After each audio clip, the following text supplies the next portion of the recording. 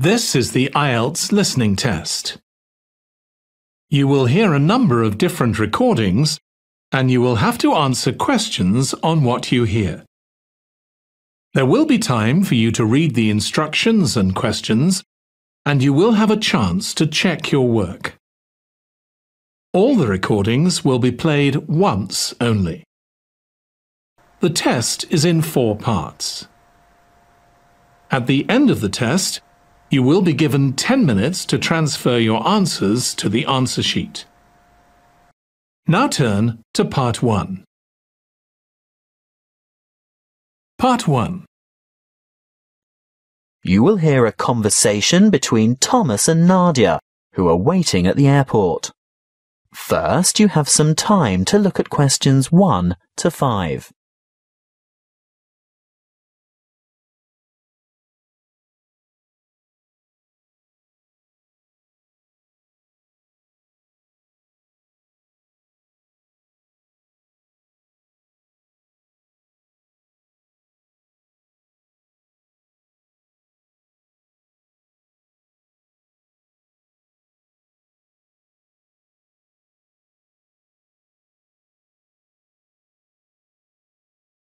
Now we shall begin.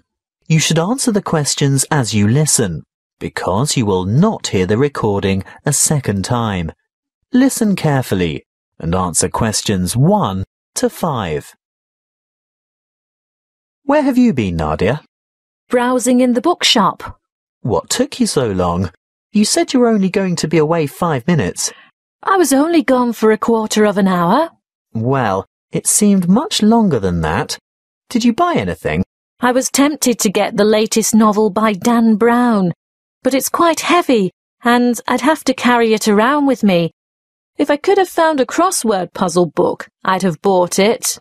But in the end, I was attracted to a front-page article in today's issue of the New York Times. Is that all you bought then? Yes. Look, why don't you read the business section while I catch up on the news, and then we can swap? I'd rather have the entertainment section. Are you looking for anything in particular? I just thought they might have a review in there of that new play that opened on Broadway yesterday. The drama about the awfully cruel pirate? Oh, I'd forgotten about that. I wonder how good it is. Actually, I was thinking of the new comedy, the one about the physician. Dr. Hunter? That's the one. Well, when I was in the bookshop, I overheard a couple talking about it, and they said it was fantastic, not in the least bit boring. They especially liked the actor who played the main part. Very smooth, apparently. Lots of fun, then? Well, according to those two, they thought it was hilarious. Ooh, we'll have to make a point of seeing it when we get back. Definitely. We didn't have time for breakfast, and I'm hungry. Do you fancy a coffee and a muffin? Sounds like a good idea. And how will you have your coffee today? Long and black as usual? I think I might have something different this morning. What? You don't mean a flat white or some other milky one? Oh, I don't know. I want something to perk me up. An espresso, short and black with sugar? Perfect. Will that be with a chocolate muffin or a berry muffin? I'll try to stay off chocolate. The berry sounds healthier. And I'll have a plain one with butter. Won't be long. Before you hear the rest of the conversation, you have some time to look at questions 6 to 10.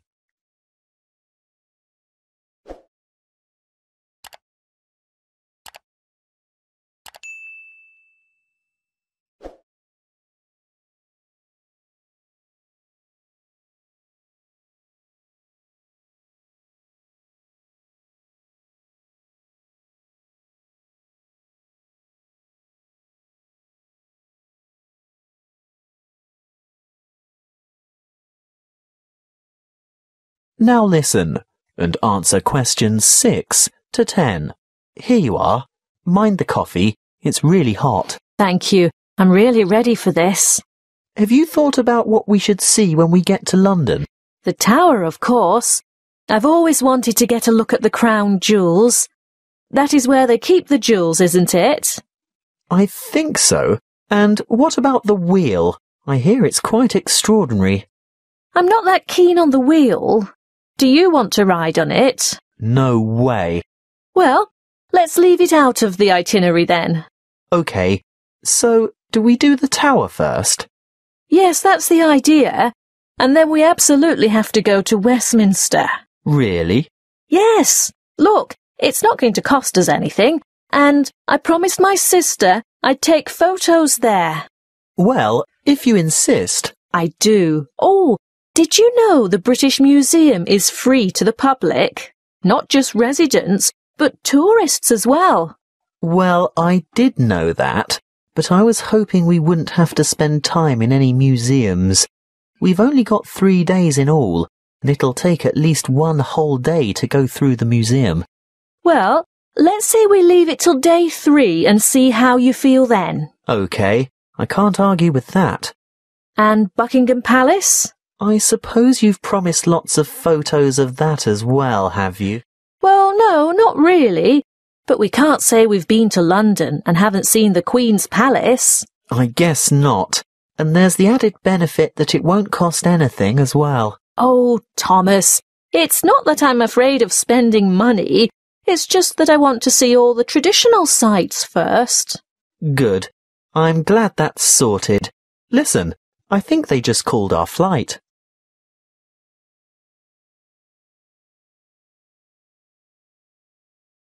That is the end of part 1. You now have 1 minute to check your answers to part 1.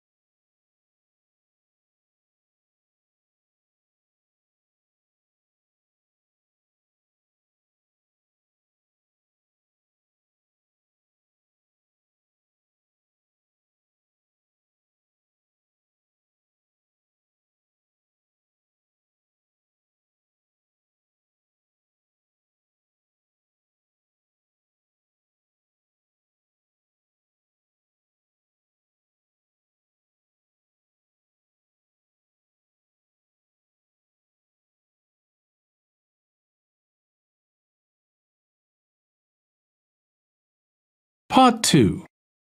You will hear a tour guide talking to a group of visitors at a museum. First, you have some time to look at questions 11 to 15.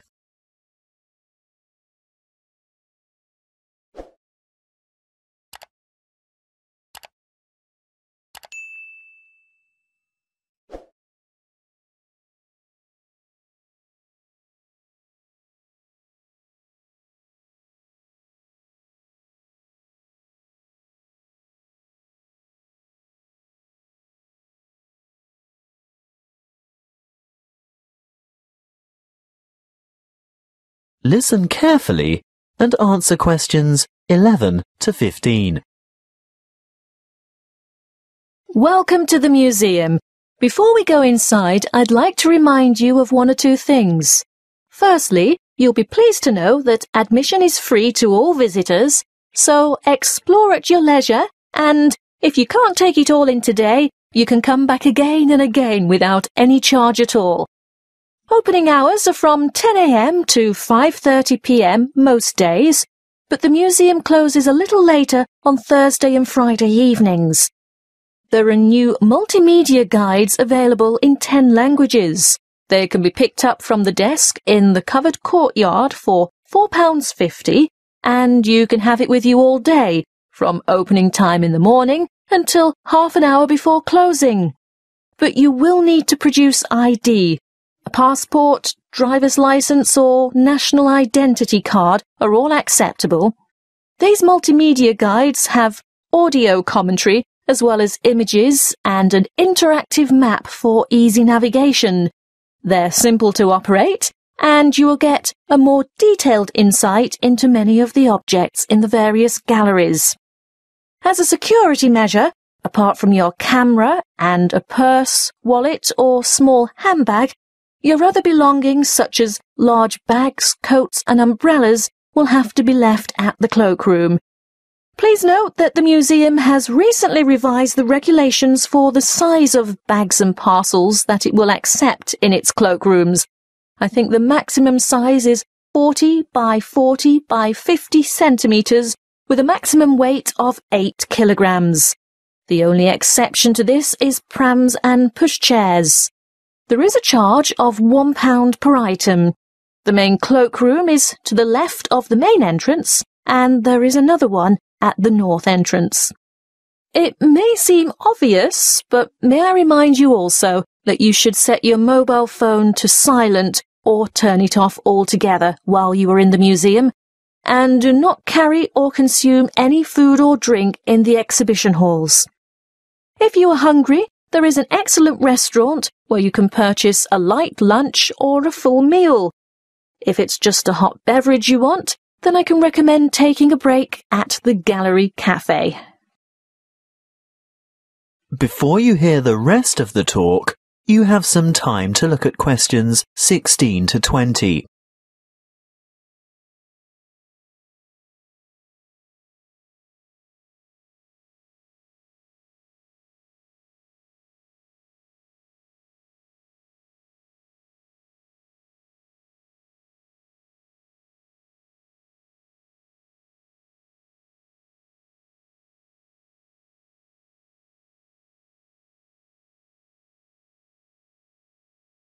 Now listen and answer questions 16 to 20. As we enter the museum from the south by going through the main entrance, as I said before, you'll find the cloakroom immediately on your left, and on your right is the museum shop. They have an outstanding range of postcards and souvenirs in there, and it's well worth a visit, but perhaps best left till you're on your way out. Then you'll know exactly what you want. The big room to the right of the entrance, behind the shop, is the reference library. Straight ahead of you, yes, the huge circular room is the main reading room. If you decide to go in there, please keep noise to a minimum out of respect for the writers and scholars who use it for their research. The reading room is surrounded by what is known as the Great Court. Indeed, it used to be an open courtyard, but you will see that it is now completely covered by a magnificent glass and steel structure.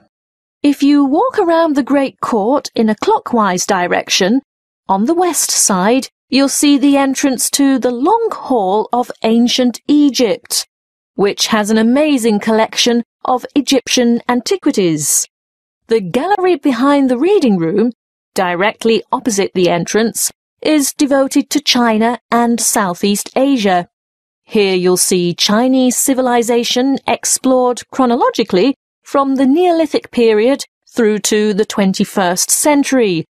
The restrooms for both men and women are located in the northeast corner of this floor, but don't worry, there are others available on the floors above.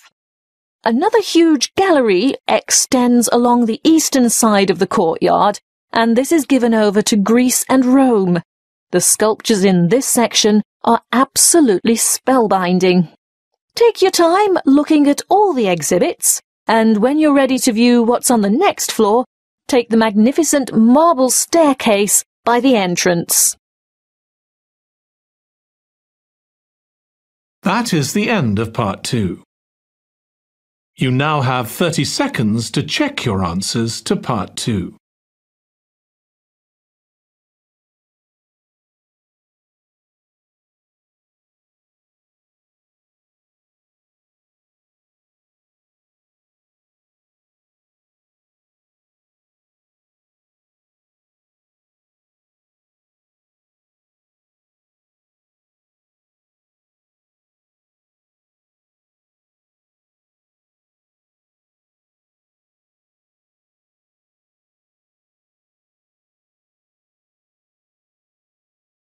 Part 3. You will hear a conversation between a lecturer and a psychology student asking for advice about research methods. First, you have some time to look at questions 21 to 25.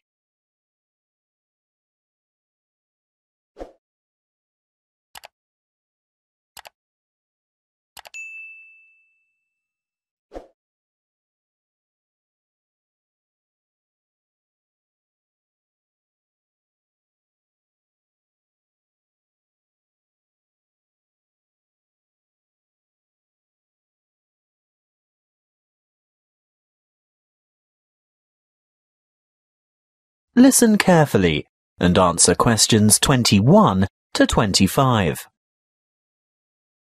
Good morning. Now, what is it you want to discuss today? Good morning, Dr. Reed. This assignment you've given us is the first psychology experiment I've had to do, and I'm not sure where to begin or which steps to take. Well, conducting your first psychology experiment can be quite a complicated and confusing process, but just remember that like other sciences, psychology uses the scientific method and bases its conclusions upon empirical evidence. What do you mean by empirical evidence? Well, empirical evidence is established by observation rather than theory. And the scientific method? Oh, yes. When conducting an experiment, you need to follow a few basic steps. I know the first step is to come up with a research question or problem. Yes, a question that can be tested. How do I find an appropriate question? I would suggest one of three methods. Firstly, you can investigate a commonly held belief, or what we call folk psychology. I see. So I could examine the belief that staying up all night to study for an important exam can adversely affect test performance. That's right. In that case, you would compare the scores of students who stayed up all night with those of students who got a good night's sleep. I think I could do that. Well, alternatively, you might want to consider reviewing the literature on psychology. You know, published studies can be a good source of unanswered research questions. I'm sure you've read papers where the authors note the need for further research. So I would come up with some questions that remain unanswered. Correct. But there is a third source of ideas. Just think about everyday problems and then consider how you could investigate potential solutions. Okay. Perhaps I could study various memorization strategies to find out which are the most effective. That's the idea. Next, you need to define the variables. You know, anything that might have an effect on the outcome of your research. Yes, I remember we learnt about that last week. Yes, that's right. Then you have to develop a testable hypothesis that predicts how the variables are related. For example, students who are sleep-deprived will perform worse in an exam than students who are not sleep-deprived. Exactly. Once you have developed a hypothesis, you must carry out background research. I can use books, journals, online databases, and websites. Yes, all of those. I covered the reasons for background research in last Friday's lecture, didn't I? What you have to remember at this stage is to take careful notes and generate a bibliography of your sources. Before you hear the rest of the conversation, you have some time to look at questions 26 to 30.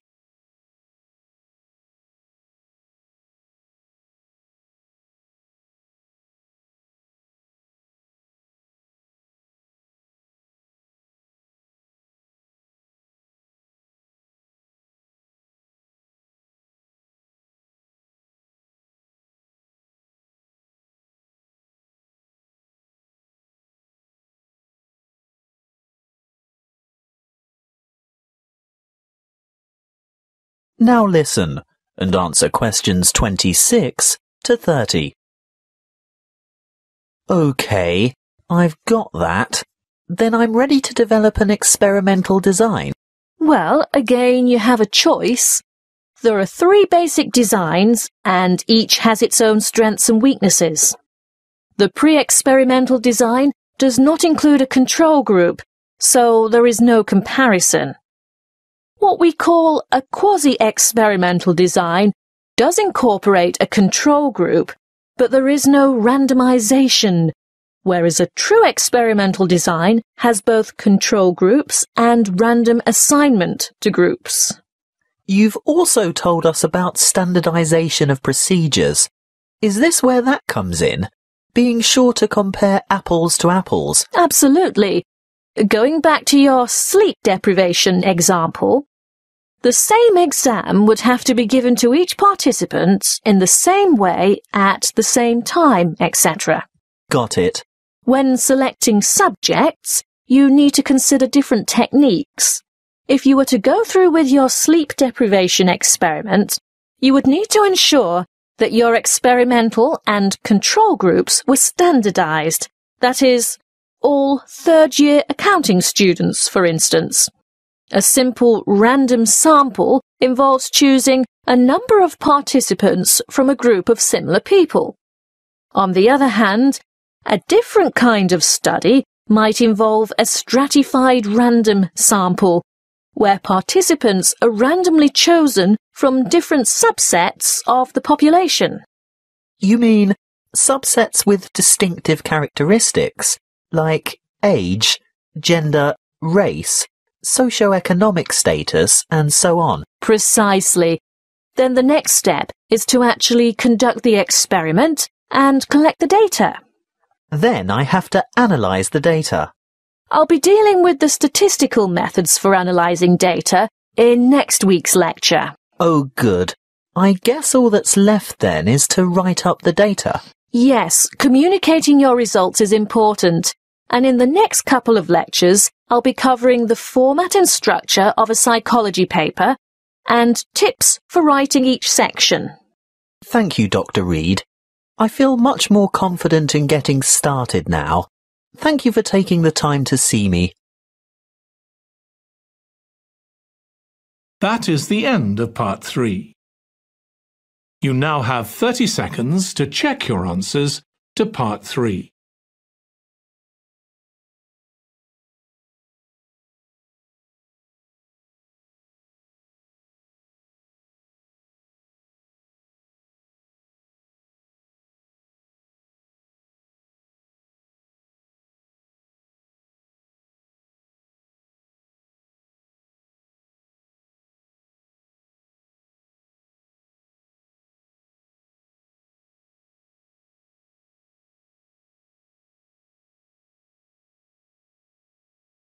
Part 4. You will hear a lecture on the production and trade of rice. First, you have some time to look at questions 31 to 40.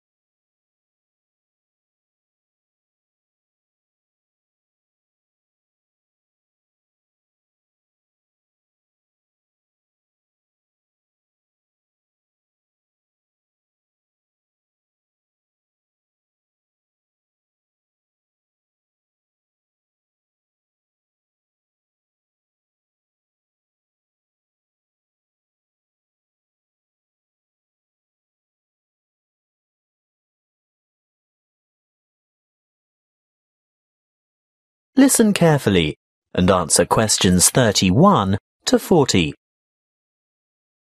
Good morning and welcome to our inaugural lecture on agricultural economics. Today's topic is the world's production and trade of rice.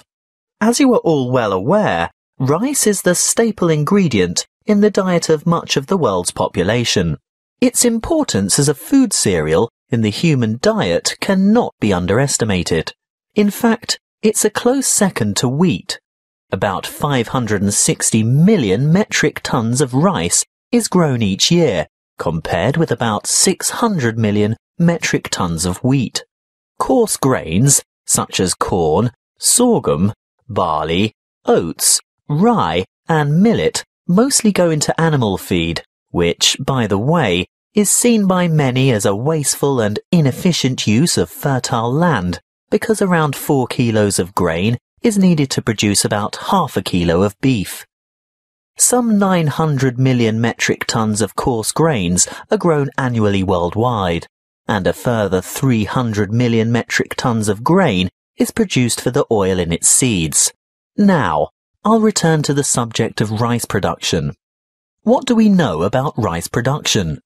Well, firstly, rice produces more food energy per hectare than any other cereal grain, and almost as much protein per hectare as wheat.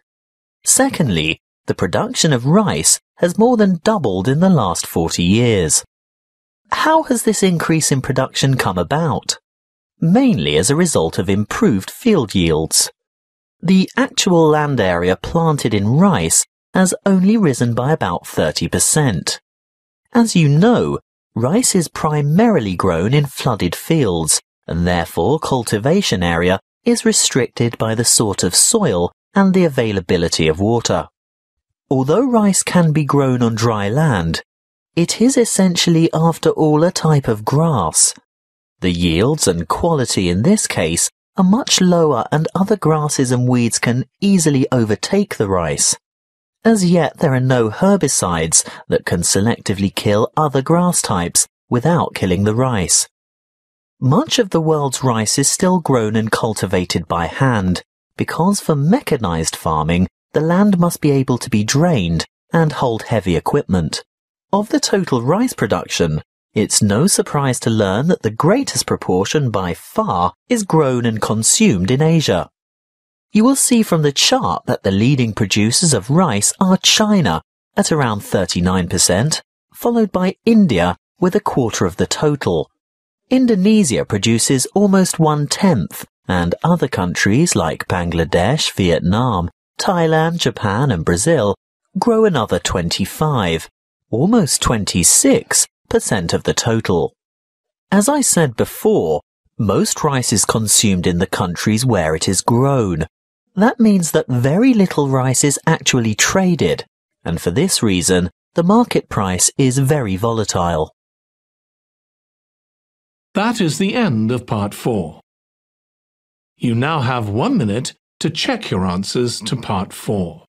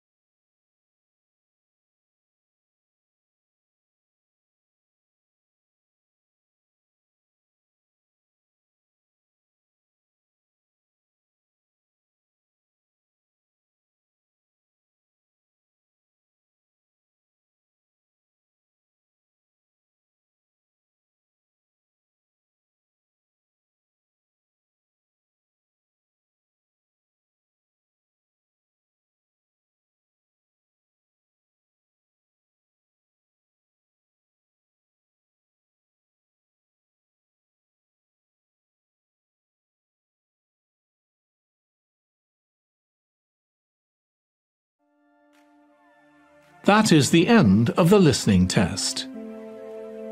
In the IELTS test, you would now have 10 minutes to transfer your answers to the answer sheet.